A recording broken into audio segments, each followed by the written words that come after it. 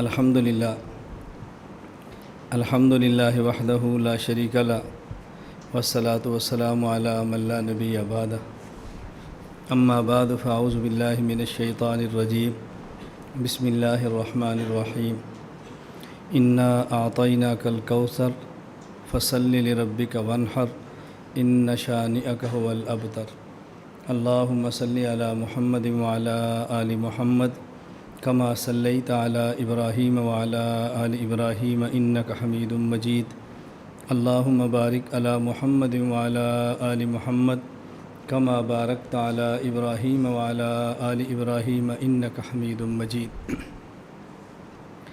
قربانی شریعت مطہرہ کے احکامات میں سے اہم ترین حکم ہے جو سال میں صرف ایک مرتبہ ہے اور صاحب وسعت اور صاحب نصاب پر واجب ہے۔ تفصیلات اس کی آئیں گی۔ رسول اکرم صلی اللہ علیہ وسلم نے قربانی کے بارے میں بہت سارے ارشادات فرمائے ہیں، امت کو ترغیب دی ہے کہ امت قربانی کرے۔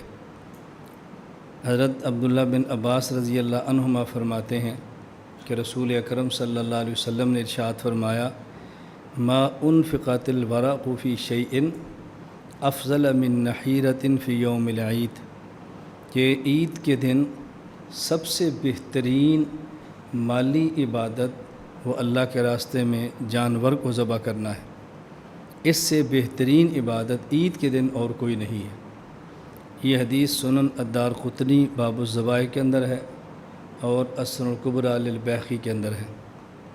حضرت علی رضی اللہ تعالیٰ عنہ فرماتے ہیں کہ نبی کریم صلی اللہ علیہ وسلم نے حضرت فاطمہ الزہرا رضی اللہ تعالیٰ عنہ کو ارشاد فرمایا کہ فشہدی اضحیہ تک، کہ فاطمہ جب قربانی دو تو اس کا اہتمام کرو کہ جب جانور ذبح ہو رہا ہو تم خود اس وقت موجود ہو۔ یہ نہیں کہ نامحرم ذبح کرے تم خود موجود ہو، علی ذبح کریں تم خود ذبح کرو، خاندان کا محرم فرد ذبح کرے تو کوشش کرو تم اس وقت موجود ہو۔ اما ان لک باول قطرۃ تقطر من دمها مغفرۃ لکل ذنب، تمہارے قربانی کے جانور کا خون اور خون کا پہلا قطرہ جب اس کے جسم سے نکلے گا تو اللہ رب العزت اس کی وجہ سے تمہارے سب گناہوں کو معاف فرما دیں گے۔ اما انہ یجاء بها یوم القیامہ بلحومها ودمائها، قیامت کے دن صرف قربانی کا جانور نہیں بلکہ اس کا خون اور اس کے گوشت کو اللہ لائیں گے 70 ضعفاً، اور 70 گنا بڑھا کر اللہ اجر عطا فرمائیں گے۔ حتیٰ توضع فی میزانک، یعنی تمہارے نامہ اعمال میں صرف قربانی کا جانور نہیں بلکہ اس کا گوشت اور اس کا خون 70 گنا بڑھا کر اللہ نامہ اعمال کے نصف کو تولیں گے۔ یہ روایت السنن الکبریٰ للبیہقی کتاب الضحایہ کے اندر موجود ہے۔ تو حضور اکرم صلی اللہ علیہ وسلم کے اس پر ارشادات بہت ہیں۔ ام المومنین امی عائشہ رضی اللہ تعالیٰ عنہ فرماتی ہیں نبی کریم صلی اللہ علیہ وسلم نے ارشاد فرمایا، ضحوا، تم قربانی کرو، وطیبوا بہا انفسکم، اور خوش دلی کے ساتھ قربانی کیا کرو، خوش دلی کے ساتھ۔ فإنہ لیس من مسلم یوجہ ضحیتہ الی القبلہ الا کان دمها وفرسها وصوفها حسنات محضرات فی میزانہ یوم القیامہ، جو شخص بھی مسلمان ہو اور اپنے جانور کو ذبح کرتے وقت اس کا رخ قبلہ کی طرف کرے، لٹائے اور اس کو ذبح کرے، تو اس جانور کا خون، اس کا گوبر اور اس کا اون اور بال اللہ رب العزت قیامت کے دن ان کو نیکیوں کے ساتھ بدل دیں گے۔ جس طرح انسان سبحان اللہ کہتا ہے تو نیکی لکھی جاتی ہے، الحمدللہ کہتا ہے نیکی لکھی جاتی ہے، اللہ اکبر کہتا ہے نیکی لکھی جاتی ہے، نماز پڑھتے ہیں تو نامہ اعمال میں نیکی لکھی جاتی ہے، تو جو قربانی کے جانور ہے اس کا بول، اس کے بال، یہ سارے قیامت کے دن نیکیاں بن کر نامہ اعمال کے اندر تلیں گے۔ سمجھانا یہ ہے کہ جس جانور کا بول اور جس جانور کا گوبر اور جس جانور کے سینگ اور بال تک نیکیاں بن جائیں جو ہمارے استعمال میں نہیں ہوتے اور جو استعمال میں گوشت ہوتا ہے اس پر اللہ کس قدر اجر عطا فرمائیں گے، یہ بات سمجھانی مقصود ہے۔ یہ حدیث پاک مصنف عبدالرزاق باب فضل ضحایا والہدی کے اندر موجود ہے۔ تو حضور اکرم صلی اللہ علیہ وسلم نے قربانی کے جانور ذبح کرنے پر ارشادات فرمائے ہیں اور آپ نے فضائل بہت سنائے ہیں، اس لیے قربانی کرنے کا بہت زیادہ اہتمام کرنا چاہیے۔ صاحب نصاب پر تو واجب ہے، دلائل آئیں گے، اور جو صاحب نصاب نہ ہو وہ بھی قربانی کرے تو بہت بہتر ہے، تو اہتمام کرنا چاہیے۔ اللہ تعالی ہم سب کو اچھے سے اچھا جانور اخلاص کے ساتھ قربانی کے دن ذبح کرنے کی توفیق عطا فرمائے۔ مسائل قربانی۔ قربانی کے حوالے سے 10 مسائل کو سمجھنا چاہیے۔ نمبر 1 قربانی کا ثبوت، نمبر 2 قربانی کا حکم، نمبر 3 قربانی کا جانور، نمبر 4 جانوروں کی عمر، نمبر 5 شرکاء اور ان کی تعداد، نمبر 6 قربانی کا وقت، نمبر 7 قربانی کے دن، نمبر 8 وجوب قربانی کی شرائط، نمبر 9 قربانی کا نصاب، اور نمبر 10 قربانی کو ذبح کون کرے۔ تو قربانی کے متعلقہ ان 10 مسائل کو اچھی طرح سمجھ لیں اور اچھی طرح یاد فرما لیں، تو پھر قربانی کے حوالے سے آپ کو الجھن پیدا نہیں ہوگی۔ اور قربانی سے پہلے ہم ان مسائل کو کیوں ذکر کر رہے ہیں؟ ہمیں عموماً پاکستانی دنیا بھر سے لوگ رابطہ کر کے مسائل پوچھتے ہیں، اور مسائل کب پوچھتے ہیں؟ رمضان مبارک گزر جائے گا، پھر فون آئے گا کہ مولانا صاحب تراویح 20 ہے یا 8 ہے، کیا ہوا؟ تو رمضان گزر گیا۔ کہا جی رمضان میں کچھ لوگ تھے تو بحث کر رہے کہتے تراویح 20 نہیں ہے۔ تو میں کہتا ہوں اب یہ مسئلہ آئندہ سال شعبان میں پوچھنا، آئندہ سال پوچھنا، ابھی قربانی کا وقت ہوگا، ابھی لوگ آپ سے مسائل نہیں پوچھیں گے۔ جب قربانی کے دن کچھ گمراہ لوگ اہل سنت کے خلاف غلط قسم کے مسائل چھیڑ دیں گے، اس وقت پھر لوگ آپ سے مسئلہ پوچھیں گے کہ جی قربانی میں گھوڑا قربانی ہو سکتا ہے، قربانی 4 دن ہو سکتی ہے، اونٹ میں 10 آدمی شریک ہوتے ہیں، یہ پوچھنا شروع۔ کیوں بھائی؟ ہمارے علاقے میں ایک بندہ ہے تو وہ یہ کہتا ہے، وہ حدیث دیتا ہے، وہ پیش کرتا ہے۔ اب اس کا آپ کے پاس کوئی علاج نہیں ہے نا۔ ہمارے ہاں ایک کہاوت مثل مشہور ہے کہ سانپ کے گزرنے کے بعد، سانپ کے گزرنے سے جو لکیر بنتی ہے اس کو پیٹنے سے سانپ نہیں مرتا۔ پنجابی زبان میں کہتے ہیں بھائی لکیر پیٹے ہیں سانپ نہیں مرتا۔ سانپ گزرتا ہے تو ایک لکیر لائن سی بناتا ہے، سانپ گزر گیا، اب لائن کو پیٹنا شروع کرے تو سانپ کو سے کیا فرق پڑتا ہے؟ تو ہمارے ہاں وقت گزر جاتا ہے، مسائل ہو جاتے ہیں، امت میں انتشار پھیل جاتا ہے، ہم بعد میں پوچھتے ہیں یہ مسئلہ کیا ہے؟ تو ہم اہتمام یہ کرتے ہیں رمضان آنے سے پہلے تراویح اور وطر صدقات کے مسائل بیان کریں، عیدین کے آنے سے پہلے عیدین کے مسائل بیان کریں، قربانی کے آنے سے پہلے قربانی کے مسائل بیان کریں۔ اب آپ اس بات کا اہتمام کریں کہ ان مسائل کو سمجھیں، عید کی چھٹیوں پر جائیں تو اپنے علاقے میں بیان کریں، فضائل و مسائل قربانی چھوٹا سا کتابچہ چھپا اس کو تقسیم کریں۔ اس کا فائدہ یہ ہوگا کہ آنے سے پہلے فتنہ دب جائے گا، کسی فتنے کے پیدا ہونے سے پہلے اس فتنے کا سدباب کرنا یہ ہمارے اکابر کا طریقہ ہے، اور رسول اکرم صلی اللہ علیہ وسلم کی مبارک سنت ہے، قرآن کریم کا اسلوب ہے آنے والے فتنوں سے متنبع کرنا اور آگاہ کرنا۔ آپ کو لوگ چھوٹی موٹی باتیں کہیں تو اس سے متاثر نہ ہوں، دل چھوٹا نہ کریں، پرواہ نہ کریں، اور اپنے کام کو مثبت انداز میں جاری رکھیں۔ میں سمجھانے کے لیے ایک مثال دیا کرتا ہوں کہ ایک مرتبہ پشاور حیات آباد فیز 6 میں آج سے تقریباً کوئی 9-10 سال پرانی بات ہوگی، تراویح کے بعد میرا بیان تھا، اور میں نے بیان کیا 20 رکعت تراویح پر۔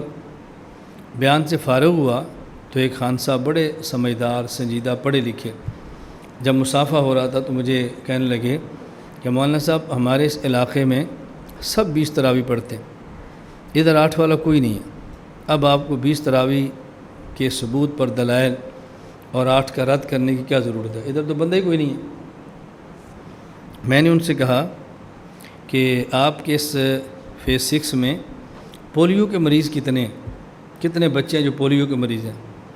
مجھے کہتے ہیں شاید ایک بھی نہ ہو۔ میں نے کہا پولیو قطرے پلانے چاہیے کہ نہیں؟ شرع کیا حکم ہے میں اس پہ بات نہیں کر رہا، لیکن آپ کی اگر حکومت یا ڈاکٹر بھیجے پولیو قطرے پلاؤ، آپ پلاتے ہو؟ مجھے کہتے ہیں جی ہاں۔ میں نے کہا جب پولیو کا مریض نہیں ہے تو آپ قطرے کیوں پلاتے ہو؟ مجھے کہتے ہیں وہ حفاظتی قطرے ہوتے ہیں۔ میں نے کہا ہمارے لاہور میں ٹھینگی بخار شروع ہوا اور اس پر سپرے شروع ہوا، سرگودے ڈھینگی نہ مچھر ہے نہ بخار ہے، سپرے ہو رہا ہے، بھائی کیوں کر رہے ہو؟ کہا جی کہ لاہور والا مرض آ نہ جائے۔ ہمارے یہاں گرمیاں ہوتی ہیں تو سپرے کرتے ہیں باغ میں، کیوں کیڑا لگ گیا ہے کہ جی لگ نہ جائے۔ گرم علاقوں میں سپرے کرتے ہیں گھروں میں، کیوں؟ مچھر نہ آ جائے۔ تو میں نے کہا بیماری آنے کے پہلے سے آپ سپرے کرتے ہیں، قطرے پلاتے ہیں، کیوں؟ کہتے ہیں حفاظتی سپرے ہے، حفاظتی قطرے ہیں۔ تو میں نے کہا ہمارے بیان کو حفاظتی انجیکشن سمجھو، یہ حفاظتی ٹیکے ہیں، حفاظتی دوائیاں ہیں، جب یہ ادویات آپ کھلائیں گے تو آپ کے علاقے میں یہ 8 والا مرض پیدا نہیں ہوگا۔ فرق اتنا ہے کہ لوگ چونکہ دنیا میں اس جسم سے پیار کرتے ہیں، جسم کے آنے والی مرض کا آنے سے پہلے علاج سوچتے ہیں، اور ہم ایمان سے محبت کرتے ہیں، ایمان کی فکر کرتے ہیں، روح سے تعلق ہے، تو روح اور ایمان کی آنے والی بیماری سے پہلے اس کا علاج تجویز کرتے ہیں۔ اگر جسمانی بیماری آنے سے پہلے اس کا علاج بتایا جائے تو لوگ خوش ہوتے ہیں، اور روحانی بیماری آنے سے پہلے اس کا علاج بتایا جائے تو ناراض ہوتے ہیں۔ اس کا معنی ہے کہ ایمان کی قیمت نہیں ہے، بدن کی قیمت ہے۔ ہمارے ہاں ایمان کی قیمت بدن سے زیادہ ہے، اور بدن کی قیمت بھی ہے۔ اس لیے اگر کوئی طبیب اور ڈاکٹر کسی علاقے میں مرض پھیلنے سے پہلے اس مرض کا علاج تجویز کر دے جو حفاظتی ہو، ہم اس کے بھی قائل ہیں، اور کسی علاقے میں کوئی دینی فتنہ پیدا ہونے کا خدشہ ہو، اس فتنہ پیدا ہونے سے پہلے علاج کر دیں تو اس کا آپ کو بھی قائل ہونا چاہیے۔ اس میں کوئی حرج کی بات نہیں ہے، اس لیے آپ یہ اچھی طرح ذہن بنا لیں جو میں عرض کر رہا ہوں۔ اسی طرح آپ خود اس کا واسطہ پڑا ہوگا اور آپ نے کئی بار دیکھا بھی ہوگا، اگر آپ کے علاقے میں کوئی عالم آپ بلائیں رمضان سے پہلے یا رمضان کے اندر، تو لوگ کہتے ہیں کہ مولانا صاحب آپ رمضان کی اہمیت پر بیان کریں، کیوں؟ کچھ لوگ ایسے ہیں جو ہمارے علاقے میں روزہ نہیں رکھتے۔ کبھی عالم آئے تو مولانا صاحب یہاں نماز پر بیان کریں، ہمارے علاقے کے کچھ لوگ نماز نہیں پڑھتے۔ کبھی آئے تو مولانا صاحب نکاح پر بیان کریں، ہمارے علاقے میں بچیوں کی عمر بہت بڑی ہے اور لوگ نکاح نہیں کرتے، کبھی خاندان، کبھی قبیلہ، کبھی جہیز، کوئی نہ گزر ہوتا ہے، آپ اس پر بیان کریں۔ کبھی عالم آئے تو مولانا صاحب ختم نبوت بیان کریں، یا اس علاقے میں کچھ مرزائی ہیں۔ کوئی آئے گا تو مولانا صاحب دفاع صحابہ پر بیان کریں، اس علاقے میں کچھ لوگ ایسے ہیں جو صحابہ پر اعتراض کرتے ہیں رضی اللہ عنہم اجمعین، ہر کسی کو یہ کہتے ہیں۔ اور جب ہماری باری آتی ہے، ہم کسی کے علاقے میں جو تو ہمیں کہتے ہیں مولانا صاحب یہاں حیات النبی پر بیان نہ کرنا، یا کچھ مماتی بھی ہیں۔ مولانا صاحب یہاں فقہ حنفی پر بیان نہ کرنا، کچھ اہل حدیث بھی ہیں۔ میں نے کہا بقیہ علماء کو آپ کہتے ہیں کہ یہاں بیان کریں اور ہمیں کہتے ہیں نہ کریں۔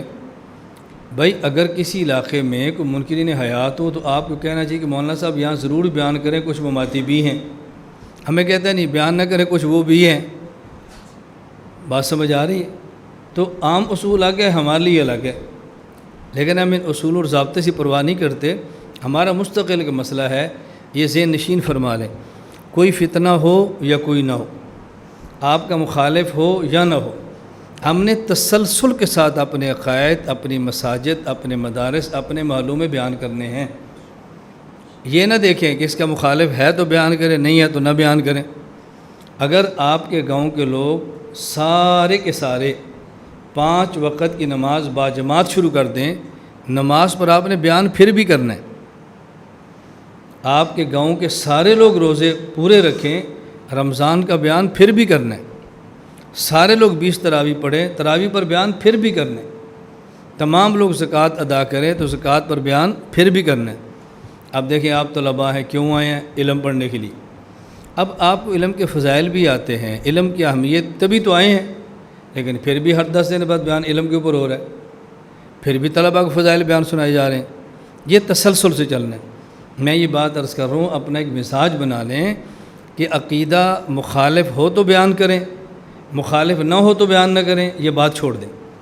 ہمارے عقیدے کا مخالف کوئی ہو اپنا عقیدہ پھر بھی بیان کریں، کوئی عقیدے کا مخالف نہ ہو تو اپنا عقیدہ پھر بھی بیان کریں، مثبت انداز میں اپنے عقائد اپنی مسجد میں مسلسل بیان کرتے ہیں، پھر انشاءاللہ اس علاقے میں فتنہ پیدا نہیں ہوگا۔ تو قربانی کے حوالے سے 10 قسم کے مسائل ہیں جو آپ اچھی طرح یاد کر لیں اور سمجھ لیں۔ نمبر 1، قربانی کا ثبوت، سورۃ الحج آیت نمبر 34، وَلِكُلِّ أُمَّةٍ جَعَلْنَا مَنسَكًا لِيَذْكُرُوا اسْمَ اللَّهِ عَلَىٰ مَا رَزَقَهُم مِّن بَهِيمَةِ الْأَنْعَامِ۔ اللہ رب العزت فرما رہے ہیں ہم نے ہر امت کے لیے قربانی مقرر کر دی تاکہ وہ چپایوں کے مخصوص جانوروں پر اللہ کا نام لیں جو اللہ نے ان کو عطا فرمائے ہیں۔ لِكُلِّ أُمَّةٍ سے معلوم ہو رہا ہے کہ قربانی صرف امت محمدیہ پر نہیں ہے بلکہ ان سے پہلی امتوں پر بھی تھی، اس سے پہلے سے قربانی چلی آ رہی ہے۔ نمبر 2، سورۃ الکوثر آیت نمبر 2، فَصَلِّ لِرَبِّكَ وَانْحَرْ، آپ اپنے رب کی نماز پڑھیں، وَانْحَرْ، اور آپ اپنے رب کے لیے قربانی کریں۔ فَصَلِّ لِرَبِّكَ سے مراد نماز ہے اور وَانْحَرْ سے مراد یہ قربانی ہے۔ لہذا قرآن کریم سے جس طرح عید کی نماز ثابت ہے اسی طرح یہاں قربانی کرنا بھی ثابت ہے۔ اس پر مزید آگے قربانی کے وجوب پر دلائل پیش کریں گے تو اس آیت کے تحت اور بحث بھی آئی۔ یہاں صرف بطور فائدہ ذہن میں رکھ لیں کہ جس طرح انحر کا معنی قربانی کرنا ہے اسی طرح یہاں انحر کا معنی علی المرتضیٰ رضی اللہ تعالیٰ عنہ سے ثابت ہے، وضع الیمنی علی الیسریٰ تحت السرہ، التمہید لابن عبد البر، اور ابن عبد البر یہ مالکی ہیں، حنفی نہیں ہیں، ان کی کتاب التمہید ہے، اور وہ لکھتے ہیں کہ انحر کا ایک معنی یہ ہے اپنے دائیں ہاتھ کو بائیں ہاتھ پر ناف کے نیچے باندھنا، وضع الیمنی علی الیسریٰ تحت السرہ۔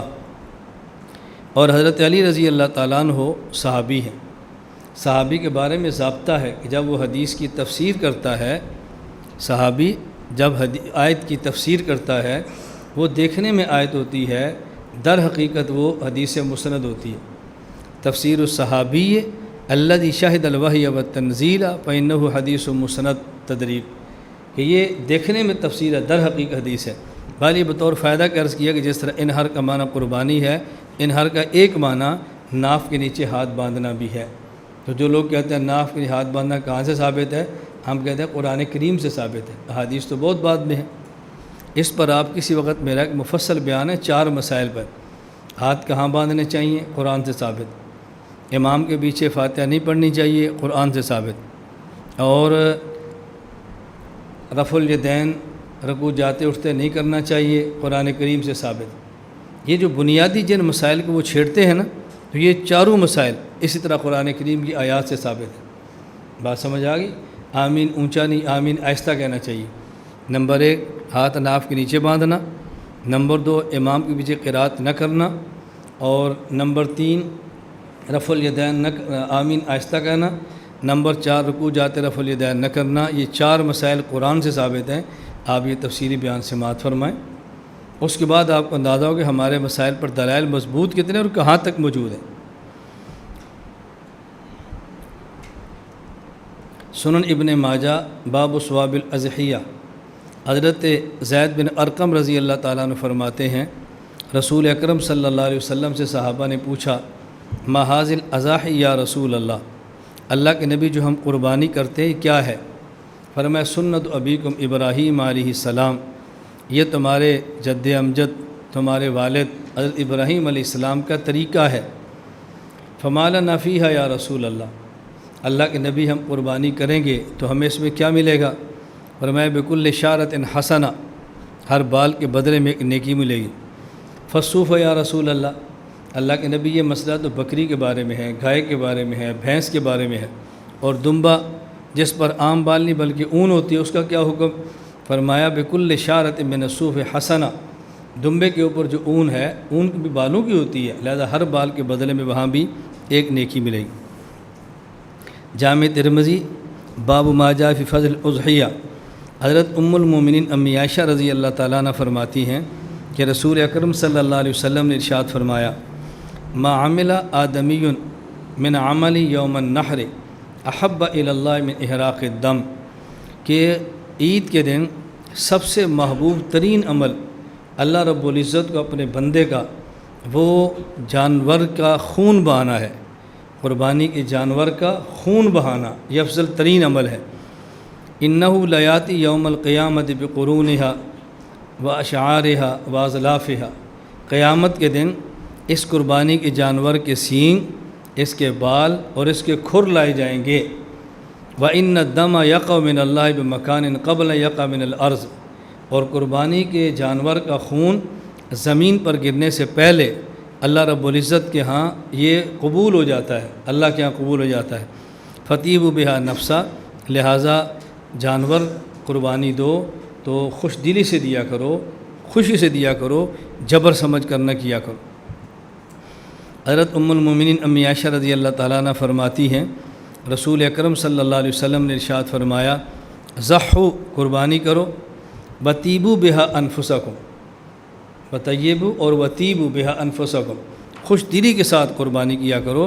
فإنہ لیس من مسلم یوجہ ضحیتہ الی القبلہ الا کان دمہا وفرسہا وصوفہا حسنات محضرات فی میزان یوم القیامہ، کہ جو شخص بھی خوش دلی سے قربانی کرتا ہے، جانور قبلہ رو لٹا لیتا ہے، اس جانور کا خون، اس کے گوبر اور اس کے اون یہ قیامت کے دن نیکیاں بنا کر اللہ نامہ اعمال میں تول دیں گے۔ مصنف عبدالرزاق میں حدیث موجود ہے۔ نمبر 2، قربانی کا حکم کیا ہے؟ اہل سنت والجماعت احناف قربانی کو واجب سمجھتے ہیں، غیر مقلدین قربانی کو سنت کہتے ہیں۔ واجب اور فرض میں فرق سمجھ لیں۔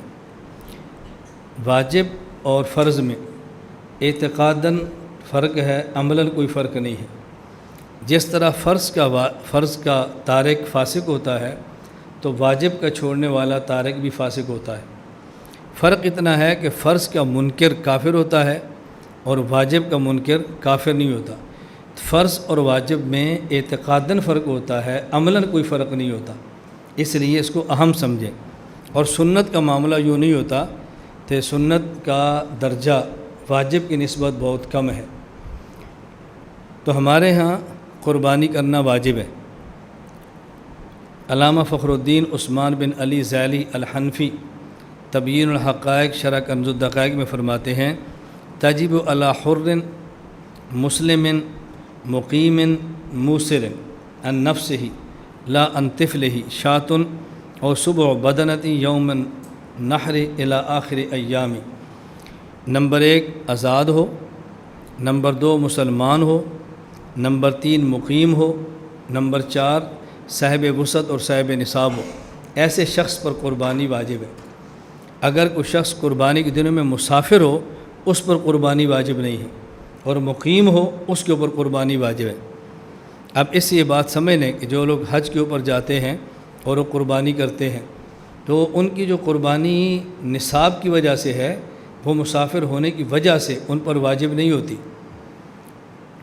قربانی کرنے میں حرج نہیں ہے، لیکن ان پر جو قربانی واجب ہے اس وجہ سے نہیں ہے، دم تمتع ہے، دم قران ہے، دم شکر ہے، دم جنایت ہے، وہ جو بھی کریں، لیکن قربانی کے دنوں میں جو قربانی ہے وہ مسافر پر واجب ہوتی ہے، نہیں ہوتی بلکہ مقیم پر واجب ہوتی۔ احناف کے دلائل، قرآن کریم میں ہے فَصَلِّ لِرَبِّكَ وَانْحَرْ۔ حسن بصری رحمۃ اللہ علیہ فرماتے ہیں اس سے مراد ہے صلاۃ یوم النحر و نحر البدن، یعنی عید کی نماز اور عید کے دن جانور کا ذبح کرنا۔ فَصَلِّ لِرَبِّكَ یہ بھی امر ہے، اور وَانْحَرْ یہ بھی امر ہے، اور امر وجوب کے لیے آتا ہے۔ تو جس طرح عید کی نماز واجب ہے اسی طرح قربانی بھی واجب ہے۔ تو نماز کے لیے صلی امر کا صیغہ ہے، قربانی کے لیے انحر وہ بھی امر کا صیغہ ہے۔ تو جس طرح نماز واجب اس طرح قربانی کرنا بھی واجب ہے۔ ابو بکر جساس رحمۃ اللہ علیہ بہت بڑے فقیہ گزرے ہیں، وہ فرماتے ہیں حاضت تعویل یتضمن معنیین، یعنی اس تفسیر کے مطابق کہ فصلی لربک سے مراد نماز عید ہے، ونحر سے مراد قربانی ہے، اس تفسیر کے مطابق جو حسن بصری نے فرمائی ہے اس سے 2 باتیں ثابت ہوئی۔ نمبر 1 ایجاب صلاۃ الاضحیٰ، ایجاب صلاۃ الاضحیٰ، قربانی کے دن عید کی نماز کا واجب ہونا، والثانی وجوب الاضحیہ، اور قربانی کا واجب ہونا۔ کیوں؟ دونوں کے لیے امر کا صیغہ استعمال ہوا، ایک کو واجب کہہ دو اور ایک کو سنت کہہ دو، اس پر تمہیں مستقل دلیل پیش کرنی پڑے، اس لیے ہم دونوں کو واجب کہتے ہیں۔ علامہ قاضی ثناء اللہ پانی پتی رحمۃ اللہ علیہ تفسیر مزید فرماتے ہیں، فصلی لربک صلاۃ العید یوم النحر ونحر نسکک فعلی ھذا یثبت بہ وجوب صلاۃ العید والاضحیہ۔ اکرمہ، عطا اور قتادہ وہی تفسیر کرتے ہیں جو حسن بصری نے فرمائی ہے کہ فصلی لربک سے مراد نماز عید ہے اور ونحر سے مراد قربانی ہے۔ تو جس طرح نماز واجب ہے اس طرح قربانی بھی واجب ہے۔ حدیث پاک میں ہے، یہ تو قرآن کریم تھا، حدیث پاک حضرت ابو ہریرہ رضی اللہ تعالیٰ عنہ ارشاد فرماتے ہیں، رسول اکرم صلی اللہ علیہ وسلم فرمایا، من کان لہ سعۃ ولم یضحی فلا یقربن مصلانا، یہ جو شخص صاحب نصاب ہو، صاحب وسعت ہو، صاحب استطاعت ہو، قربانی کر سکتا ہو پھر بھی قربانی نہ کرے، تو ایسے شخص کو ہماری عیدگاہ میں نہیں آنا چاہیے، ہماری عیدگاہ میں مت آئے۔ یہ روایت سنن ابن ماجہ باب الاضاحی، مسند احمد حدیث نمبر 8254، السنن الکبریٰ کتاب الضحایا میں موجود ہے۔ اب اس حدیث سے استدلال کیسے کریں گے کہ رسول اکرم صلی اللہ علیہ وسلم نے قربانی نہ کرنے پر وعید سنائی ہے، وعید، اور علامہ ذیلی فرماتے ہیں بمثل ھذا الوعید لا یلحق بترک غیر الواجب، وعیدات یہ واجب کے ترک پر ہوتی ہیں، جو چیز واجب نہ ہو اس کے ترک پر اتنی وعید سخت نہیں ہوتی جیسے اللہ کے نبی نے ارشاد فرمائی ہے، ہوں گی معمولی درجے کی، اتنی سخت وعید کہ اللہ کے نبی فرماتے ہیں اگر قربانی نہ کرے تو ہمارے ساتھ اگر عید کی نماز ہی نہ پڑھے، ہماری عیدگاہ کے قریب بھی نہ آئے، یہ وعید آ رہی ہے، اور یہ وعید ترک واجب پر ہوتی ہے، غیر واجب کے ترک پر نہیں ہوتی۔ اس پر ایک سوال ہے، یہ جو ہم نے دلیل پیش کی ہے کہ عید کی نماز واجب اور حدیث کو پیش کی، اس پر سوال ہے۔ سوال کیا ہے؟ حضرت عبداللہ بن عمر رضی اللہ عنہما فرماتے ہیں، رسول اکرم صلی اللہ علیہ وسلم نے ارشاد فرمایا، من اکل من ھذہ الشجرہ یعنی سوم فلا یقربن مسجدنا، کہ جو شخص تھوم کھائے، تھوم یہ کھا لے، اور اس کو چاہیے کہ جب تھوم کھایا ہو تو مسجد میں نہ آئے۔ یہ روایت صحیح بخاری باب ما جاء فی صوم النی والبصل والکراس کے اندر موجود ہے۔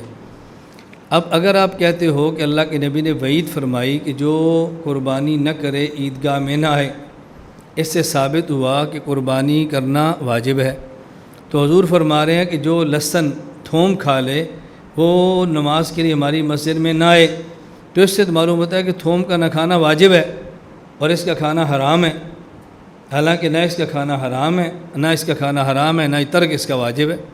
سوال سمجھ آ گیا؟ جواب سمجھے۔ ملا علی قاری رحمۃ اللہ علیہ مرقات شرح مشکات باب المساجد مواضع الصلاۃ، اس کے اندر فرماتے اس کا معنی یہ ہے، فالنہی انما ہوا عن حضور المسجد بعد اکل صوم النی ونحوہ لا عن اکل الثوم والبصل ونحوہما۔ فرماتے ہیں اس سے جو ثابت ہو رہا ہے اللہ کے نبی نے جو منع کیا ہے وہ تھوم اور لہسن کھانے سے منع نہیں کیا، تھوم اور لہسن کھا کر مسجد میں آ کے نماز پڑھنے سے منع کیا ہے۔ یہ نہیں فرمایا کہ یہ لہسن نہ کھایا کرو، نہ، فرمایا یہ کھاؤ، اگر کھا لو تو اس حالت میں مسجد کے اندر نہ ہو۔ کیا مطلب؟ اگر کلی نہ کی ہو، منہ صاف نہ کیا ہو تو مت آؤ۔ ملائکہ مسجد میں ہوتے ہیں اور ملائکہ بو سے نفرت کرتے ہیں۔ اب اگر کسی نے لہسن اور تھوم کھا لیا ہو اور مسواک اور کلی کر کے اس کی بو کو زائل کر دیں تو مسجد میں آ کر نماز پڑھنے میں کوئی قباحت بھی نہیں، کوئی حرج بھی نہیں ہے۔ تو یہاں نہیں، یہ لہسن اور تھوم کھانے سے نہیں ہے، بلکہ لہسن اور تھوم کھا کر مسجد میں آ کے نماز پڑھنے اور مسجد میں آنے سے منع کیا گیا ہے، تو نہیں اور کی ہے۔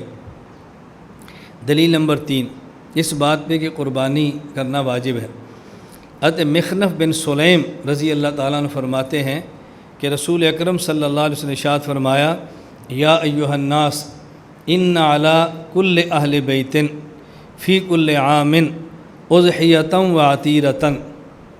اللہ کے نبی فرمانے لگے اے لوگو ہر گھر والے پر ہر سال قربانی کرنا واجب ہے، علی الزام کے لیے قربانی کرنا ضروری ہے، واجب ہے، اور عطیرہ یہ بھی واجب ہے۔ ہر گھر والے پر قربانی بھی لازم، ہر گھر والے پر عطیرہ بھی لازم۔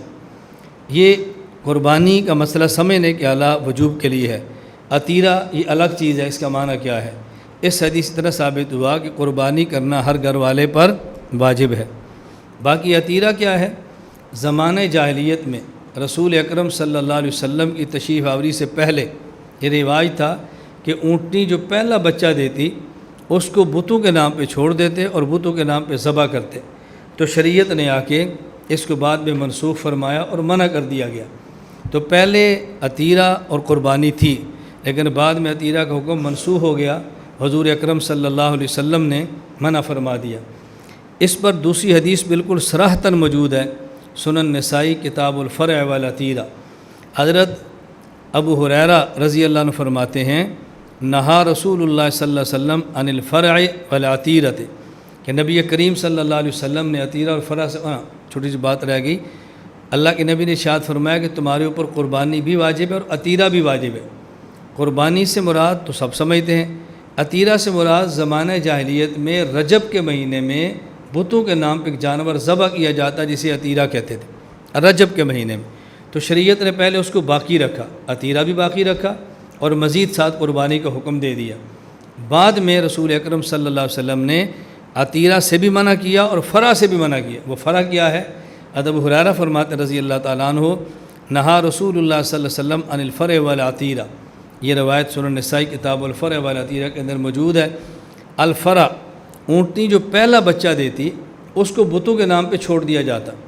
پہلے شریعت نے اس کو منع نہیں کیا، شریعت نے ایک یہ تھا کہ حرام قرار دے دیا، اب رجب والے عطیرہ کو حرام قرار نہیں دیا بلکہ اس کو بھی رکھا اور اسلامی حکم بنا دیا اور ساتھ قربانی کا اضافہ کر دیا۔ بعد میں عطیرہ کو ختم کر دیا اور قربانی والے حکم کو باقی رکھ دیا۔ اور یہ جو فرع والا مسئلہ تھا رسول اکرم صلی اللہ علیہ وسلم نے اس کو یوں منع نہیں کیا کہ یکدم منع کر دیا۔ پہلے یہ بتوں کے نام پہ ذبح ہوتا، فرمایا بتوں کے نام پہ ذبح نہ کرو، اللہ کے نام پہ ذبح کرو، پھر اللہ کے نام پہ ذبح، اس کے بعد حکم آگے فرع کو مستقل ختم کر دو۔ بات سمجھ آ گئی؟ زمانہ جاہلیت میں رجب کے مہینے میں بتوں کے نام پر جانور ذبح ہوتا جس کا نام تھا عطیرہ، تو شریعت نے عطیرہ کو منع نہیں کیا، اس کو باقی رکھا لیکن ساتھ قربانی کی جانور کو حکم دے دیا۔ پھر زمانہ جاہلیت میں الفرع جو اونٹنی کا پہلا بچہ بتوں کے نام پہ ہوتا تھا اس کو ذبح کرتے، اس کو منع نہیں کیا بلکہ کہا بتوں کے بجائے اللہ کے نام پہ ذبح کرو، اور بعد میں فرع کو بھی ختم کر دیا، عطیرہ کو بھی ختم کر دیا، صرف ایک حکم رہ گیا کہ قربانی اللہ کے نام پہ تمہیں کرنی چاہیے۔ یہ جو حدیث پاک ہے مخنف بن سلیم رضی اللہ تعالیٰ عنہ والی، اس پر ایک اعتراض کیا جاتا ہے، وہ یہ کہتے ہیں مخنف رضی اللہ تعالیٰ عنہ اس روایت کو کبھی تو بیان کرتے ہیں اور کہتے ہیں قال رسول اللہ صلی اللہ علیہ وسلم، اور کبھی قال رسول اللہ نہیں بیان فرماتے، اپنی رائے پیش کر دیتے ہیں۔ جب حدیث میں صحابی تک بات پہنچے اس حدیث کو موقوف کہتے ہیں، اور جب صحابی حدیث کو اللہ کے نبی تک پہنچا اسے مرفوع کہتے ہیں۔ تو حضرت مخنف بن سلیم رضی اللہ تعالیٰ عنہ کبھی اللہ کے نبی تک حدیث پہنچاتے اور کبھی اپنی تک رکھتے۔ جب اپنی طرف سے بیان ہو تو یوں لگتا کہ موقوف ہے، اللہ کے نبی کی طرف سے بیان کرتے یوں لگتا ہے مرفوع ہے، تو کبھی موقوفاً بیان کرتے کبھی مرفوعاً بیان کرتے۔ اب بعض نے اعتراض کیا کہ لہٰذا اس روایت پر عمل نہیں کرنا چاہیے، اس کا جواب ذہن نشین فرما لیں۔ امام نووی رحمۃ اللہ شرح مسلم نے نووی کے اندر جواب دیا ہے، فرماتے ہیں والصحیح طریقۃ الاصولیین والفقہاء والبخاری ومسلم ومحقق المحدثین انہ یحکم بالرفع والاتصال لانہا زیادۃ ثقۃ۔ اس کو ہم ختم نہیں کرتے بلکہ اس حدیث کو مرفوع اور اللہ کے نبی کے قول ہی سمجھیں گے۔ کیوں؟ مخنف صحابی ہیں اور صحابی ہمیشہ ثقہ ہوتا ہے، اور ثقہ اگر حدیث میں کسی لفظ کا اضافہ کرے تو ثقہ کی زیادتی قبول ہوتی ہے، اس لیے اگر وہ اضافہ کرے نا اور قال رسول اللہ کے، ہم اس کو قبول کرتے ہیں اور اس کو حدیث مرفوع سمجھتے ہیں۔ اور دوسرا علامہ جلال الدین سیوطی رحمۃ اللہ علیہ نے تدریب الراوی میں ضابطہ بیان فرمایا ہے اور اسی والے سے بات یہ ذکر فرمائیے، فرمایا علامہ ماوردی فرماتے ہیں لا تعارض بین ما ورد مرفوعا مرہ و موقوفا علی الصحابی اخرى لأنه يكون قد رواه وافتى به۔ ان دونوں میں کوئی ٹکراؤ نہیں ہے، کبھی صحابی اللہ کا نام لے کر بیان کرے حدیث مرفوع ہو جائے، کبھی اللہ کے نبی کا نام لے کر بیان نہ کرے تو حدیث موقوف ہو جائے۔ تعارض کیوں نہیں؟ کبھی صحابی حدیث پاک کو رسول اکرم صلی اللہ علیہ وسلم کا ارشاد بنا کر پیش کرتا ہے، اور کبھی اللہ کے نبی کی حدیث کو اپنا فتویٰ بنا کر پیش کرتا ہے۔ جب ارشاد بنا کر پیش کرے تو مرفوع ہوگی، اور جب فتویٰ بنا کر پیش کرے تو موقوف ہوگی۔ اس لیے صحابی کی مرفوع اور موقوف دونوں ٹھیک ہیں، اس میں کوئی جھگڑا نہیں ہے۔ نمبر 3، یہ جو اس حدیث پاک میں فضیلت بیان، یہ جو حکم بیان فرمایا کہ ہر شخص ہر گھر والے پر قربانی کرنا لازم ہے، اب اس کا تعلق قیاس سے نہیں ہے، اور جس مسئلے کا تعلق قیاس سے نہ ہو وہ حکماً مرفوع ہوتا ہے، اس لیے ہم صحابی کی اس بات کو حکماً مرفوع سمجھتے ہیں، موقوف نہیں سمجھتے۔ نمبر 4، جندب بن سفیان بجلی رضی اللہ تعالیٰ عنہ ارشاد فرماتے ہیں، رسول اکرم صلی اللہ علیہ وسلم ارشاد فرمایا، من ذبح قبل الصلاۃ فلیعد مکانہا اخری ومن لم یذبح فلیذبح۔ جو شخص عید کی نماز سے پہلے قربانی کر لے اسے چاہیے کہ عید کے بعد قربانی دوبارہ کرے، اور جو عید کی نماز سے پہلے قربانی نہیں کر سکا، عید کے بعد قربانی کرے تو اس کی قربانی ہو گئی، بس قربانی کر لے۔ تو رسول اکرم صلی اللہ علیہ وسلم کا یہ فرمانا کہ جو عید کی نماز سے پہلے قربانی کر چکا ہو وہ قربانی دوبارہ کرے، اس کا معنی قربانی واجب ہے۔ اگر قربانی واجب نہ ہوتی تو قربانی اس سے پہلے کر لی تو اب دہرانے کی ضرورت کیا ہے؟ واجب ہے تو تبھی اس کو لوٹایا جا رہا ہے، اگر واجب نہ ہوتا تو لوٹانے کی ضرورت کیا تھی؟ اس سے معلوم ہوتا ہے قربانی کرنا واجب ہے۔ غیر مقلدین کا موقع یہ ہے کہ قربانی کرنا سنت ہے۔ ان کی دلیل نمبر 1، حضرت امام بخاری رحمۃ اللہ علیہ نے باب قائم کیا ہے، باب سنت الاضحیہ، اور عبداللہ بن عمر رضی اللہ تعالیٰ عنہما کا ارشاد نقل کیا ہے، ہی سنت و معروف، یہ سنت ہے اور معروف ہے، ہر بندہ اس کو جانتا ہے، نیکی کا کام ہے۔ اس کے بعد حدیث لائے ہیں کہ براء بن عازب رضی اللہ عنہ فرماتے ہیں، نبی کریم صلی اللہ علیہ وسلم فرمانے لگے، ان اول ما نبدأ به فی یومنا ھذا ان نصلی ثم نرجع فننحر من فعل فقد اصاب سنتنا، کہ عید کے دن ہم یوں کرتے ہیں، پہلے ہم عید کی نماز پڑھتے ہیں، پھر ہم جانور ذبح کرتے ہیں۔ اگر کوئی شخص پہلے عید کی نماز پڑھے اور پھر جانور ذبح کرے، اس نے ہماری سنت کے مطابق عمل کیا ہے۔ ومن ذبح قبل فإنما لحم قدمه لأهله ليس من نسك شيء، اور جس شخص نے عید کی نماز سے پہلے جانور ذبح کیا پھر عید پڑھ لی تو اس کو قربانی کا ثواب نہیں ملے گا، ہاں یہ گوشت ہے جو خود بھی کھائے اور اس کے گھر والے کھا لیں۔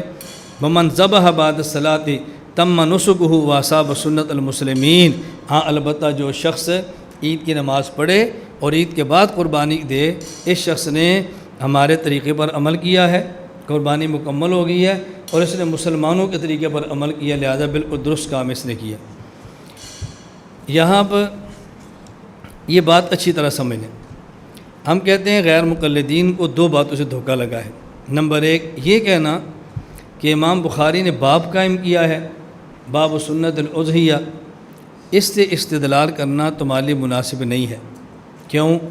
تمہارا دعویٰ ہے کہ تمہارے ہاں دلیل صرف پیغمبر کا قول یا پیغمبر کا فعل ہوتا ہے صلی اللہ علیہ وسلم۔ حضرت امام بخاری تو نبی نہیں ہے کہ تم ان کا قول پیش کر سکو۔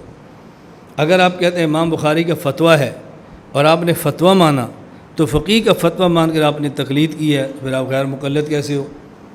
آپ تو کسی کا فتویٰ نہیں مانتے۔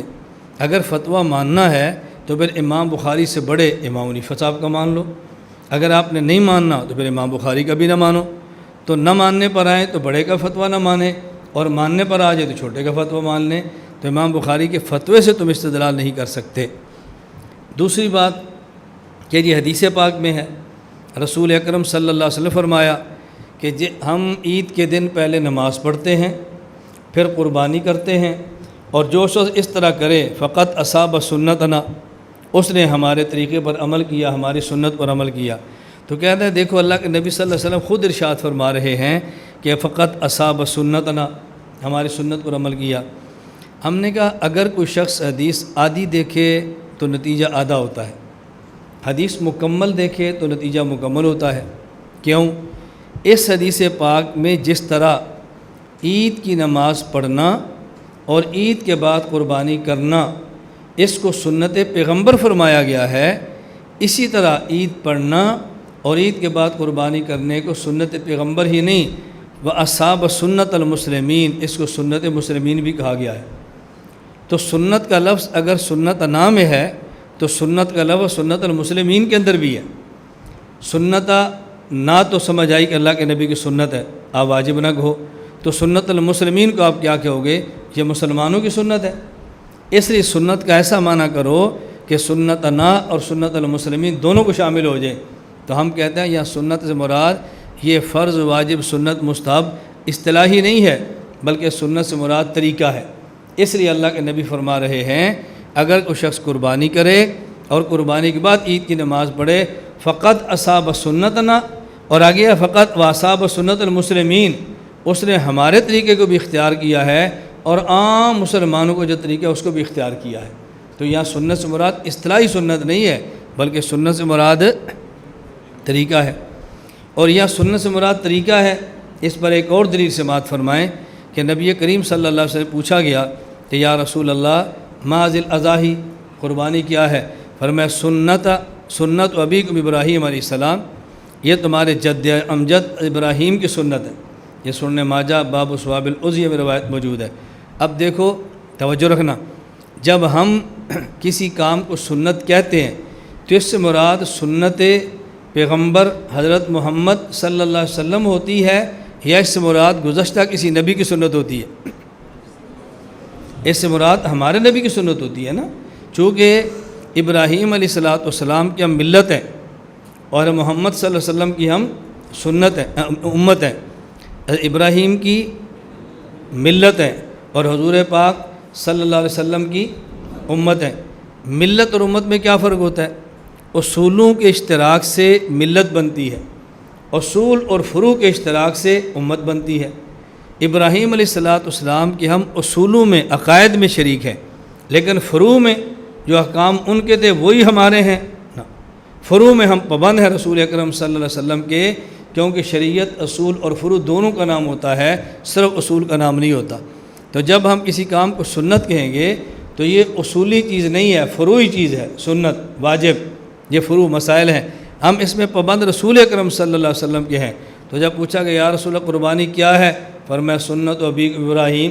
معلوم ہوا اس سے فرض، واجب، سنت اصطلاحی مراد نہیں ہے، بلکہ سنت سے مراد طریقہ ہے۔ حضور یہ قربانی کیا ہے؟ فرمایا تمہارے جد امجد ابراہیم کا طریقہ ہے۔ اس لیے جو اس امام بخاری رحمۃ اللہ حدیث لائے ہیں برا بن عازب والی، یا سنت سے مراد سنت واجب مستحب والی سنت نہیں ہے، بلکہ سنت سے مراد طریقہ ہے کہ اس نے ہمارے طریقے پر اور مسلمانوں کے طریقے پر عمل کیا۔ اس سے اچھی طرح سمجھ لیں، بس اوقات ان الفاظ سے غلط فہمی ہوتی ہے۔ مثلا حدیث پاک میں ہے من ترک الصلاۃ متعمدا فقط کفر، جس شخص نے جان بوجھ کے نماز چھوڑی۔ اب عام بندہ ترجمہ کرتا ہے فقط کفر، اس نے کفر کیا، حالانکہ یہاں فقط کفر کا معنی کفر کیا نہیں ہے، بلکہ فقط کفر کا معنی یہ ہے اس آدمی نے کافروں والا کام کیا ہے۔ من ترک الصلاۃ متعمدا، جس شخص نے جان بوجھ کے نماز کو چھوڑا، فقط کفر، اس نے کافروں والا کام کیا۔ اب کفر کرنا اور ہے اور کافروں والا کام کرنا اور ہے، سنت واجب ہونا اور ہے اور سنت کا معنی مسلمانوں کا طریقہ بیان کرنا یہ اور ہے۔ ہم کہتے دیکھو بھئی ہمارے مرکز کا کام کا طریقہ یہ ہے، ہماری ترتیب یہ ہے۔ اب اس طریقے کے لفظ کو عربی میں بولیں گے تو ہم سنت کہہ دیں گے۔ اب کوئی بندہ کہے جی سنت ہے صبح صفائی کرنا، یہ سنت ہے اتنے بجے سبق پڑھنا، یہ کوئی سنت ہے اتنے بجے فلاں کام کرے، یہ کون سی سنت ہے؟ ہم کہتے ہیں سنت سے مراد سنت رسول اور واجب اور سنت نہیں ہے، اصطلاحی سنت، اس سے مراد طریقہ ہے، اور طریقے کو عربی زبان میں سنت کہہ دیتے، اس سے کیا فرق پڑتا ہے؟ میری گزارش سمجھ آ گیا؟ اس کو اچھی طرح سے نشین فرما لیں۔ نمبر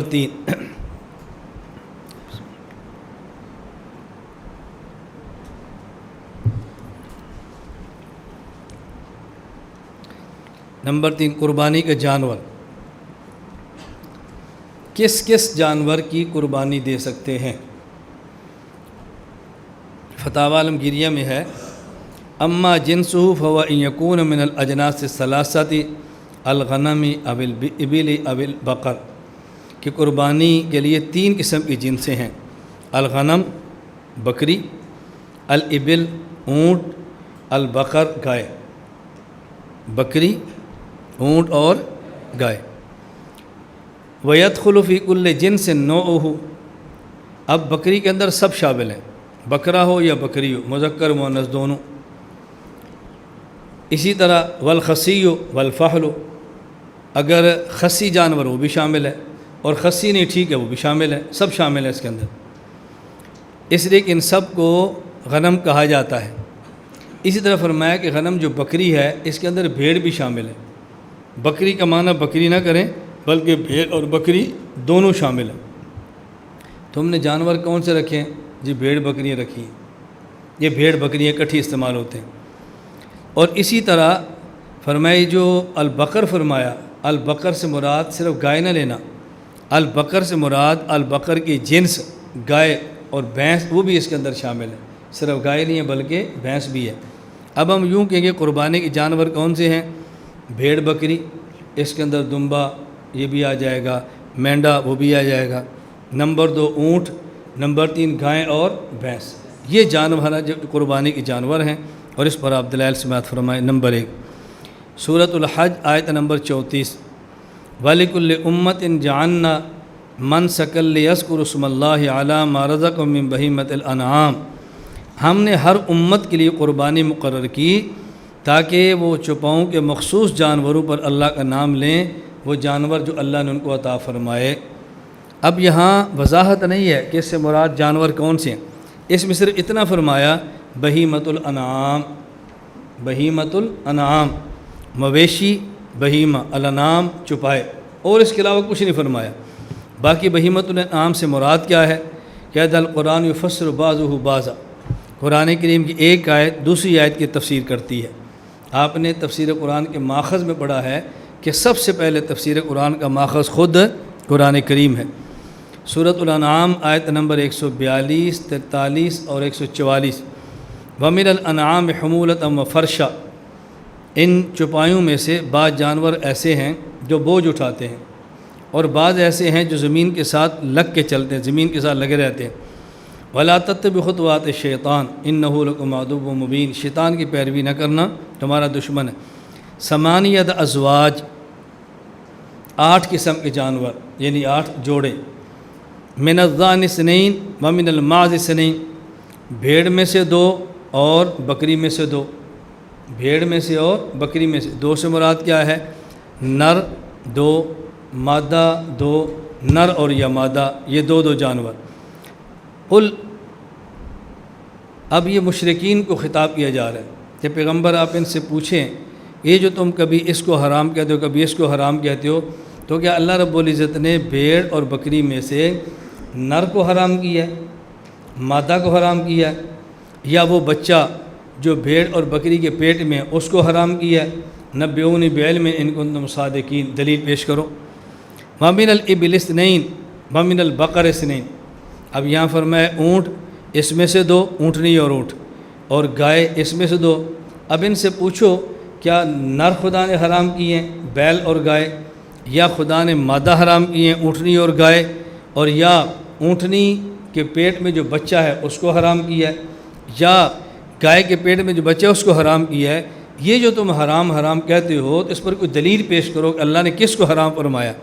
اب پہلے تھا بہیمۃ الانعام، یا الانعام کی تفصیل آ گئی، بھیڑ بکری گائے اور اونٹ۔ اس سے معلوم ہوا کہ قربانی کے اندر جو جانور ذبح کریں گے یا بھیڑ بکری ہوگی یا اونٹ ہوگا، اور یہ اونٹ یا اونٹنی اور یا گائے، باقی بھینس گائے میں شامل ہے۔ اس پہ دلائل انشاءاللہ آگے آئیں۔ تفسیر ابن ابی حاتم الرازی کے اندر ہے، حضرت علی رضی اللہ تعالیٰ عنہ سے ایک بندے نے مسئلہ پوچھا کہ آپ یہ فرمائیں کہ جو قربانی کا جانور ہے ہم نے ذبح کرنا ہے وہ کون سا ہے؟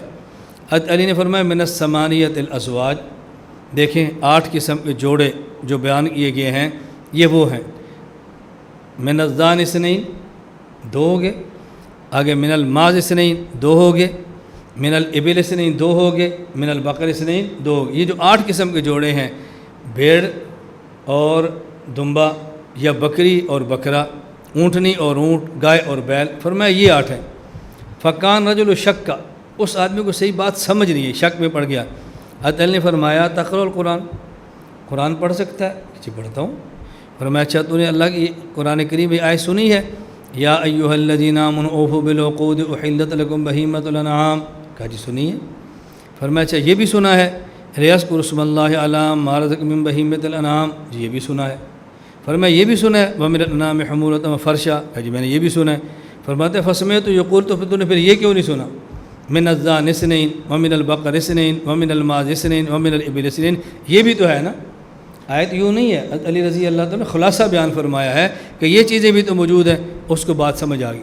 اب حضرت علی رضی اللہ تعالیٰ نے وضاحت فرما دی کہ قربانی کی جانوروں میں یہ جانور شامل ہیں، 8 قسم۔ اصل تو وہ صرف جوڑا جوڑا بنا کر 8 بنائے، بکری یا بھیڑ مذکر یا مؤنث، اونٹ مذکر یا مؤنث، گائے مذکر یا مؤنث گائے اور بیل، باقی بھینس اس کے اندر شامل ہے، اس کے دلائل آگے آ جائیں گے۔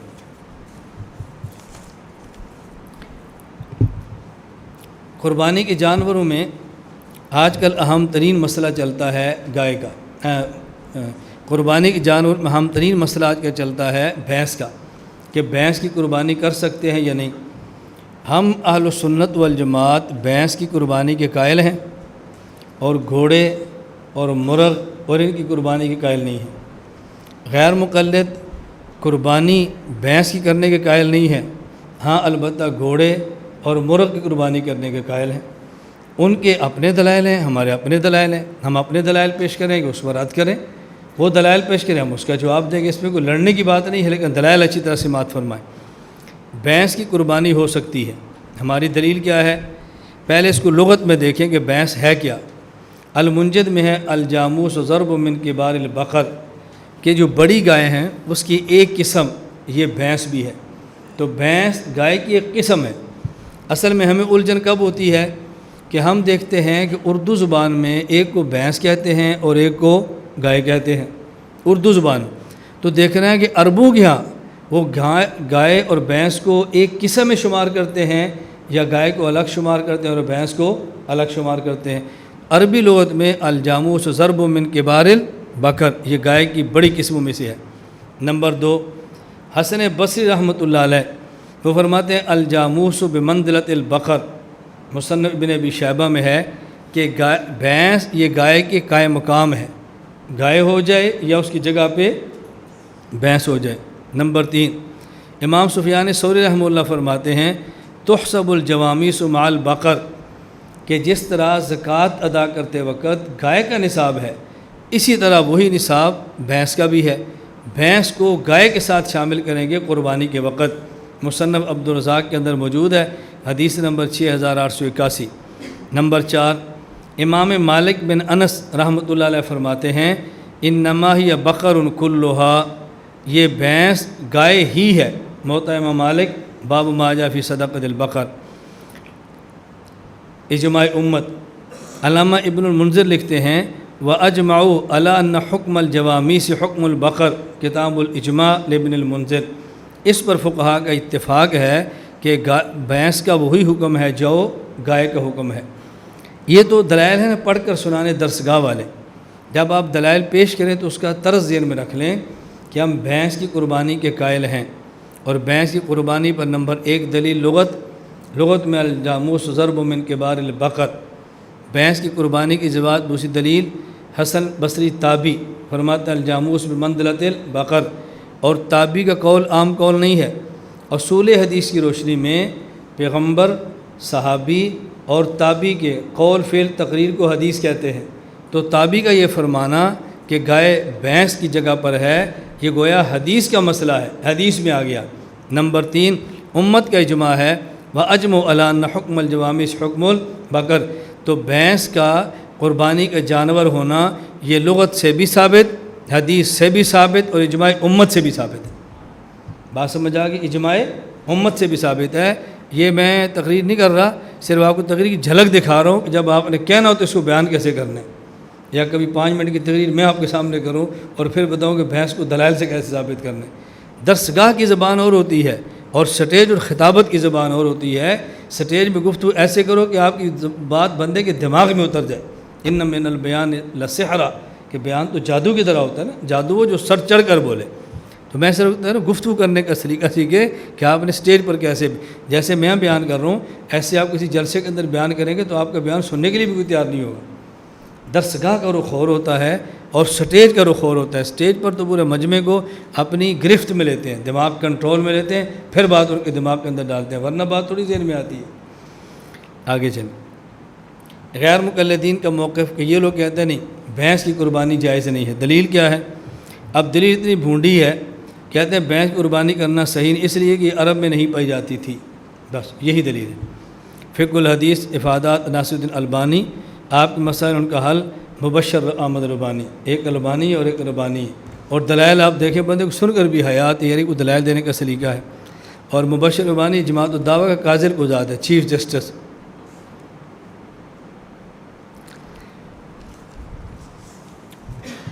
اس کا ظاہر ہے جیسی دلیل ہو ویسا جواب ہے. سب سے آسان جواب الزامی جواب دو. جیسے میں نے کہا نا، کبھی سوال کا جواب سوال کا جواب ہوتا ہے، اور کبھی سوال پر سوال سوال کا جواب ہوتا ہے. بس سوال کر دیں بھئی اگر بھینس کی قربانی جائز نہیں ہے تو دیکھیں بھینس کا گوشت کھانا کیسے جائز ہے، بھینس کا دودھ پینا کیسے جائز ہے، بھینس کا دودھ سے نکلا مکھن کیسے جائز ہے، لسی کیسے جائز ہے. چلو سب چیزیں مان بھی لیں تو جب ہم قربانی بھینس کی کریں اور اس کی جائز نہیں تو اس کی کھال لینا کیسے جائز ہے، کھا لینا کیسے جائز؟ یہ سب جائز ہے اور یہ قربانی جائز حضور کے دور میں نہیں پائی جاتی تھی. یہ الزامی جواب. اور باقی جو تحقیقی جواب بڑا آسان ہے، وہ یہ کہ ہم جو بھینس کی قربانی کو جائز مانتے ہیں تو اس کی بنیاد دلائل ہے. مسئلہ زکوٰۃ میں جو حکم گائے کا ہے وہی حکم بھینس کا ہے، قیاس کیا گیا ہے، اور قیاس ایک دلیل شرعی ہے. جو مسئلہ زکوٰۃ میں گائے کا ہے وہی مسئلہ بھینس کا ہے.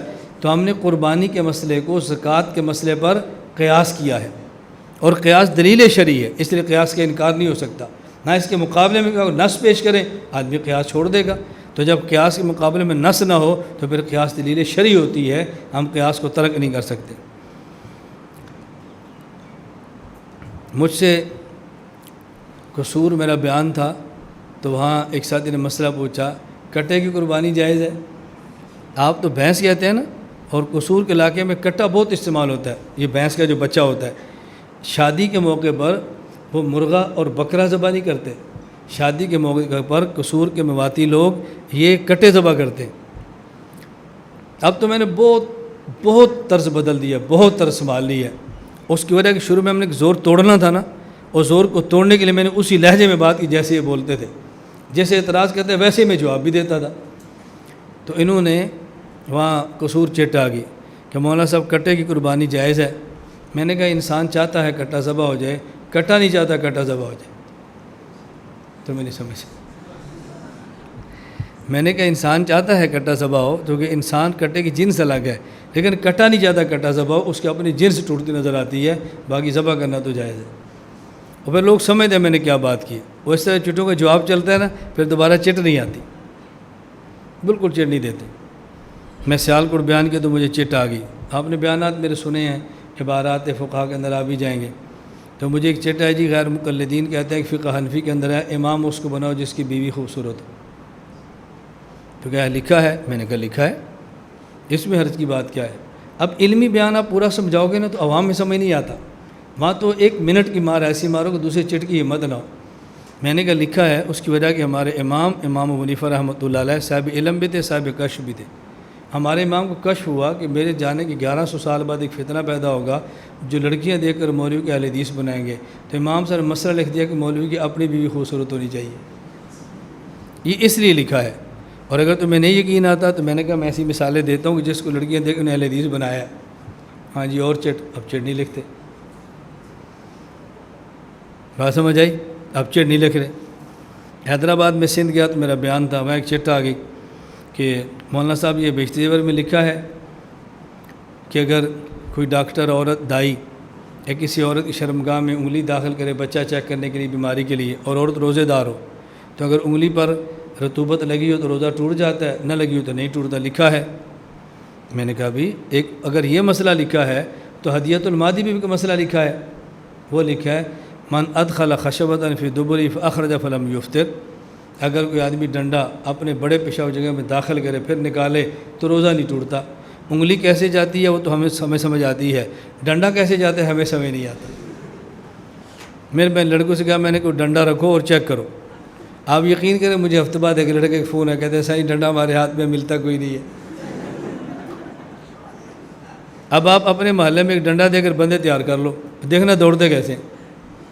اب جیسا سوال ہے ویسا جواب ہوتا ہے نا، جیسی روح ہوتی ہے ویسے فرشتے ہوتے ہیں، جیسا منہ ہوتا ہے ویسے تھپڑ ہوتا ہے۔ میری بات سمجھ آ رہی؟ ان اللہ لا یستحیی ان یضرب مثلا ما بعوضۃ۔ میں پھر علماء کو یہ بات سمجھاتا ہوں، جب میں ایسی مثالیں دیتا ہوں آپ کہتے ہیں مولانا کیسی مثالیں دیتے ہیں، آپ کی زبان کیسی ہے؟ میں نے کہا جب یہ قرآن پر اعتراض ہوتا ہے کہ مثالیں کیسی دیتا ہے تو وہاں تم کیا جواب دیتے ہو؟ مثال کا ممثل کے مطابق ہونا ضروری ہے، ممثل لہو کے مطابق، ممثل کے مطابق نہیں، ممثل لہو کے مطابق ہونا ضروری ہے۔ میں نے کہا وہاں جواب دیتے ہو اللہ ممثل ہے اور کفار ممثل لہو ہے، تو یہ نہیں دیکھتے ممثل کیسا ہے، یہ دیکھتے ہیں ممثل لہو کیسا ہے۔ اور جب میں اعتراض کرتا ہوں تو آپ کہتے ہیں مولانا آپ کی شان کے لائق نہیں ہے۔ بھائی میری شان کے لائق نہیں ہے، ان کی حیثیت کے مطابق ہے، تم یہ دیکھو نا۔ بات سمجھ آ رہی؟ یہ میں نے 10 سال اس پہ لگائے ہیں الحمدللہ، میں کو ایسے جوڑا ہم نے نا بس آپ سوچ نہیں سکتے۔ اور بڑی بڑی وہ زبانیں جو 42,000 نیچے لٹکتی تھی نا بحمدللہ وہ بند ہو گئی، وہ گنگ ہو گئی، زبانوں کا رخ بدل گیا ہے۔ آپ کو تو اندازہ نہیں اس محنت کا۔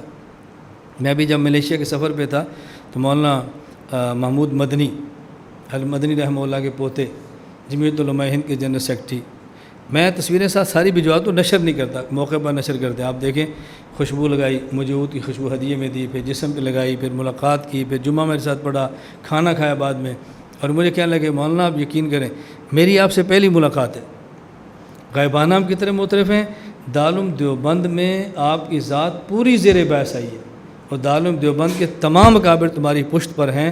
وہ کہتا ہے کہ اس بندے نے دلائل کے ساتھ مثبت انداز میں مسلسل کام کیا۔ بات سمجھ رہے؟ دلائل کے ساتھ مثبت انداز میں مسلسل کام کیے۔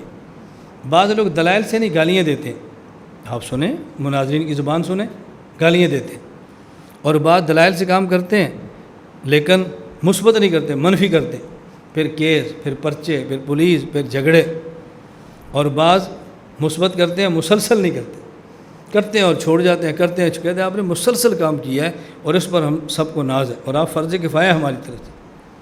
یہ تو میں ایک بندہ بتا رہا ہوں نا آپ کا، آپ کو اندازہ نہیں ہے، اللہ گواہ کہ ایسے پورا عالم میں کام پھیلا ہے، پورے عالم ایسے لوگ کھڑے ہو گئے۔ میں کبھی میسیج دکھاؤں نا، کبھی جماعت فاؤنڈیشن بن رہی، کبھی تحفظ دین بن رہا ہے، کبھی ہنا میڈیا بن، ایسے دنیا میں جماعت در جماعت بنتی جا رہی ہے۔ اور ہماری ترتیب کیا ہے؟ جو بھی کام کرتا ہے میں خط لکھتا ہوں، ماشاءاللہ ہم بہت خوش ہیں، جو بھی کام کرتا ہے ساری ویڈیو میں ریکارڈ کرتا ہوں، آپ کو بہت اچھا کام، ہم آپ کے سر پر ہے، جو بھی کام کرے میں کبھی کسی کام کرنے والے بندے کی کمزوریاں نہیں دیکھتا، ہمیشہ اس کی خوبیاں دیکھتا ہوں۔ چلیں، غیر مقلدین گھوڑے کی قربانی کی توجہ رکھیں۔ غیر مقلد گھوڑے کی قربانی کے قائل ہیں۔ دلیل وہ کہتے ہیں صحیح بخاری کتاب الذبائح والصید کے اندر روایت موجود ہے، اسماء بنت ابی بکر رضی اللہ عنہ فرماتی ہیں نحرنا علی عہد النبی صلی اللہ علیہ وسلم فرسن فاکلناہ، ہم نے رسول اللہ صلی اللہ علیہ وسلم کے دور میں گھوڑے کی قربانی دی پھر اس کو کھا لیا۔ تو دیکھیں گھوڑے کی قربانی حدیث ثابت ہے۔ جواب نمبر 1، ثمانیت ازواج، یہ جو 4 جانوروں کے جوڑے ہیں اور 8 تعداد بنتی ہے، قرآن کریم نے اس میں گھوڑے کا ذکر نہیں فرمایا، علی رضی اللہ تعالیٰ عنہ نے اس میں گھوڑے کا ذکر نہیں فرمایا۔ اس سے معلوم ہوتا ہے کہ گھوڑا قربانی کا جانور نہیں ہے۔ نمبر 2، یہ جو حضرت اسماء فرماتی ہیں کہ نحرنا، اس کا غیر مقلد ترجمہ کرتے ہیں نسکنا، قربانی دی۔ یہ تب ہے جب نحرنا کا معنی نسکنا متعین ہو، جبکہ نحرنا کا معنی ذبحنا ہے کہ ہم نے ذبح کیا۔ ایک ہے صرف ذبح کرنا اور ایک ہے قربانی کے لیے ذبح کرنا۔ جب جانور قربانی کے لیے ذبح کریں تو پھر کہتے ہیں نسکنا، اور جب صرف ذبح کریں ویسے کھانے کے لیے یہ ہے ذبحنا۔ تو اس کا معنی ذبحنا ہم کرتے ہیں، نسکنا نہیں کرتے۔ کیوں؟ اس لیے کہ اسماء رضی اللہ تعالی عنہا سے خود روایات موجود ہیں جہاں وہ نحرنا کی بجائے اور نسکنا کی بجائے ذبحنا فرماتی ہیں۔ قالت ذبحنا علی عہد رسول اللہ صلی اللہ علیہ وسلم فرسا ونحن بالمدینہ فاکلناہ، صحیح البخاری۔ نمبر 2، ذبحنا فرسا علی عہد رسول اللہ صلی اللہ علیہ وسلم فاکلناہ، المعجم الکبیر۔ ذبحنا فرسا فاکلنا نحن اہل بیت رسول اللہ صلی اللہ علیہ وسلم کنز الاموال۔ وہ خود اس کا معنی ذبحنا فرما رہی ہیں، تو آپ اس کا معنی نسخنا کیوں کرتی ہو؟ بات سمجھ لو، اسے کہتے ہیں تعویل بما لا یرضی بہ القائل۔ کسی آدمی کے لفظ کا معنی وہ بیان کرو جو خود اس پہ راضی ہو۔ ان کے لفظ کا معنی وہ خود اور کرتی ہیں، تم ان کے لفظ کا معنی اور کرتے ہو، اس لیے اس کا معنی ذبحنا جو آپ کی دلیل نہیں ہے۔ نمبر 3، ہم کہتے ہیں گھوڑے کو ذبح کر کے گھوڑے کا گوشت کھانا جائز نہیں ہے، تو گھوڑے کو قربانی کے اندر دینا کیسے جائز ہوگا؟ بھائی کسی جانور کی قربانی کرنے کے لیے کم از کم شرط یہ ہے کچھ جانور کا کھانا تو جائز ہو نا، گھوڑے کو ذبح کر کھانا جائز نہیں ہے۔ دلیل قرآن کریم میں اللہ رب العزت نے جہاں جانوروں کا ذکر کیا ہے اور فوائد بیان کیے ہیں، وہاں جب گھوڑے، کھچر اور گدھے کی باری آئی تو فوائد یہ بیان فرمائے لِتَرْكَبُوهَا وَزِينَةً وَالْخَيْلَ وَالْبِغَالَ وَالْحَمِيرَ۔ گھوڑا، خچر اور گدھا ہم نے کیوں پیدا کیا؟ لِتَرْكَبُوهَا، اس پر تم سواری کرو۔ نمبر 2، وزینہ، یہ تمہاری زینت ہے، عزت کا سبب ہے، اس لیے پیدا کیا۔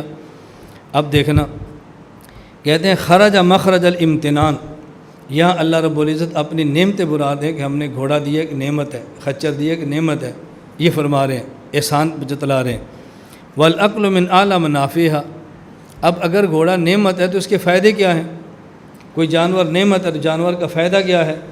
جانور کا ایک فائدہ اس کا گوشت کھانا، جانور کا ایک فائدہ اس پہ سواری کرنا، جانور کا ایک فائدہ وہ زینت ہے، لیکن سب سے بڑا فائدہ جانور کا وہ گوشت ہے۔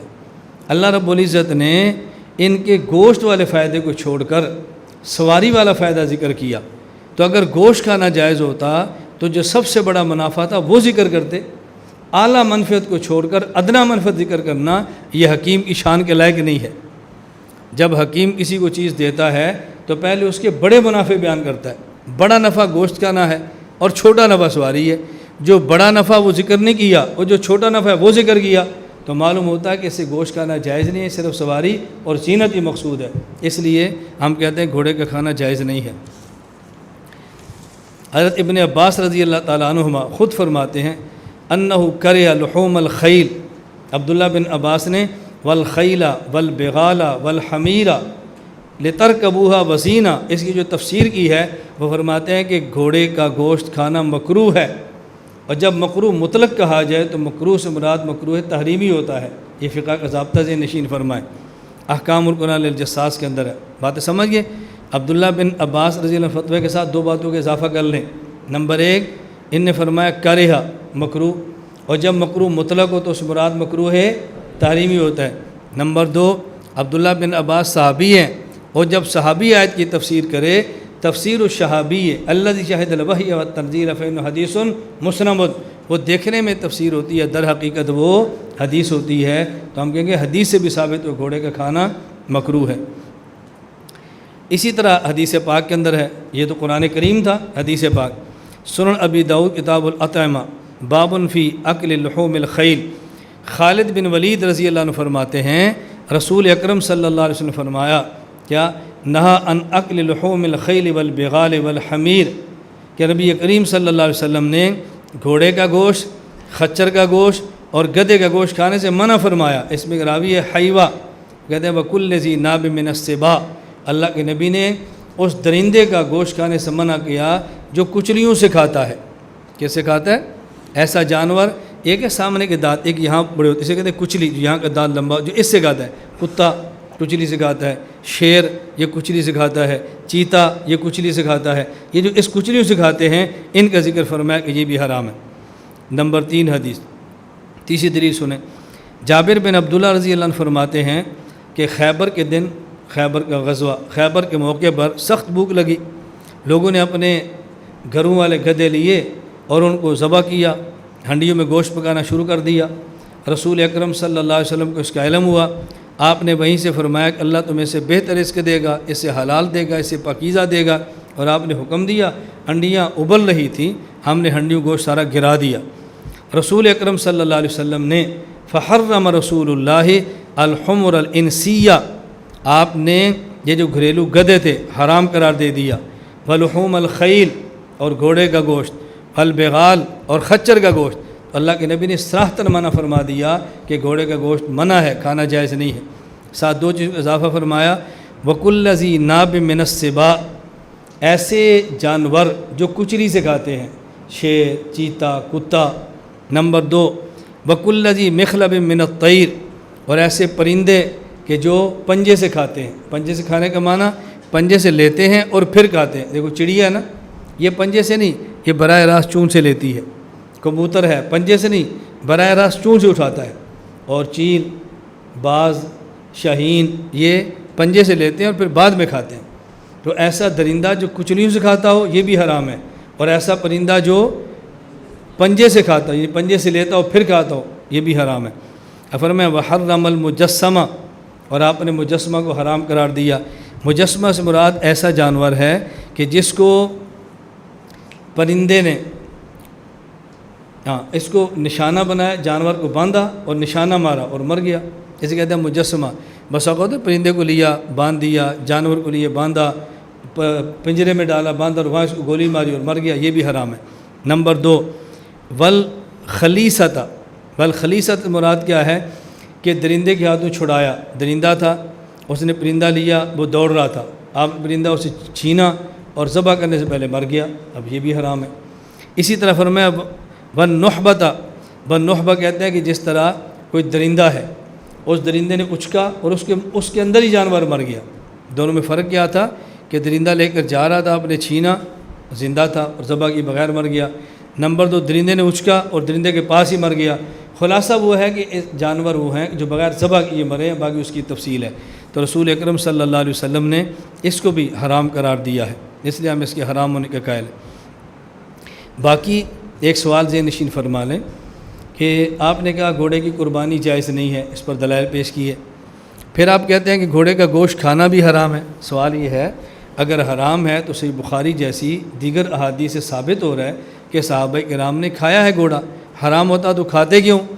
ہم کہتے ہیں کھانے کا حکم ہوگا، لیکن اب یہ منسوخ ہے، اور نسخ پر روایات وہ جو ابھی ہم نے پیش کی ہے غزوہ خیبر کے موقع والی نسخ پر روایات ہے، اور منسوخ چیز کو بطور دلیل کے پیش نہیں کرتے۔ یہی وجہ الہدایہ میں ہے وَيُكْرَهُ لَحْمُ الْفَرَسِ عِنْدَ أَبِي حَنِيفَةَ رحمہ اللہ تعالیٰ وقول مالک، امام مالک، امام حنیفہ رحمہ اللہ کا یہ مسلک ہے۔ تو گھوڑے کی قربانی جائز نہیں ہے، اس سے بچنا چاہیے، اللہ ہم سب کو توفیق عطا فرمائے۔ غیر مقلد کہتے ہیں کہ مرغ کی قربانی جائز ہے، فتاوی ستاریہ جلد 2 صفحہ 72، اور انڈے کی قربانی جائز ہے، فتاوی ستاریہ جلد 4 صفحہ 40۔ دلائل کیا ہیں؟ صحیح مسلم کتاب الجمعہ روایت حضرت ابو ہریرہ رضی اللہ عنہ فرماتے ہیں کہ رسول اکرم صلی اللہ علیہ وسلم فرمایا اذا کان یوم الجمعہ، جب جمعے کا دن ہو، کان علی کل باب من ابواب المسجد ملائکہ، مسجد کے ہر دروازے پر کچھ فرشتے ہوتے ہیں، یکتبون الاول فالاول، وہ لکھتے ہیں پہلے کون آیا، پھر کون آیا، پھر کون آیا۔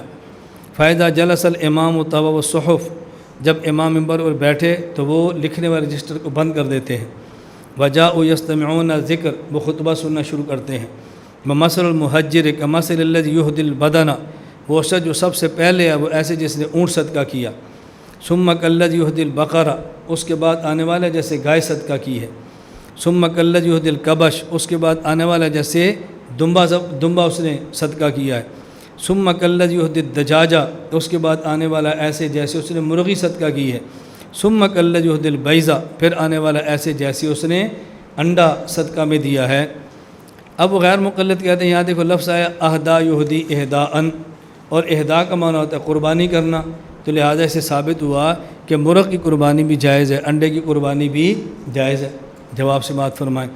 ہم کہتے ہیں اہدا یہدی اہداءً کا معنی صدقہ کرنا ہے، اہدا یہدی اہداءً کا معنی اراقۃ الدم، قربانی کرنا نہیں ہے۔